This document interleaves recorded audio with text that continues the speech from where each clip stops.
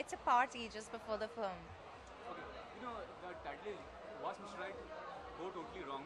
What is the title all about? I mean, Basically, Barun Sapti's character is supposed to be Mr. Right, but he goes totally wrong. He's just, he's not doing the right things.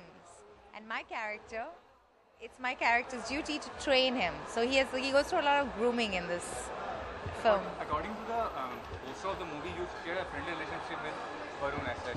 Is there any, fight between both of you? You have to watch the film. Still, I mean, Well, in the film, we're opposites, right? So my character is very well-read, went to a good college, sophisticated, from Bandra, smart, successful. And his characters come from Delhi, struggling actor, no money, trying to make it in Bollywood. I've made it because I'm a casting director and I've made it.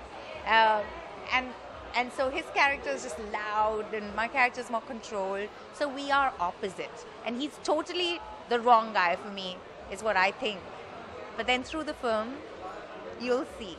for most of the people, being a wealthy person is something as a Mr. Right kind of a thing. For one moment, I'm asking, what's your choice of Mr. Right as such? Is being wealthy something very subjective? Wealthy. Me as in Shanaz or me as in Alia? When you choose this person, Oh, I don't think that matters. I think it's like chemistry matters, compatibility is important. okay, fine. Yeah, Chemistry is important, compatibility. If the person, has your back in situations through good times and bad times, those things are more important than money.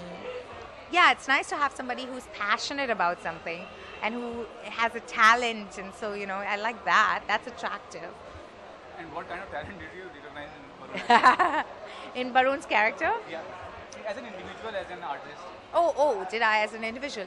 Oh, Barun is a really nice guy. He's very simple, very sweet, very down to earth. He's a good actor. He's just he's a gem of a guy.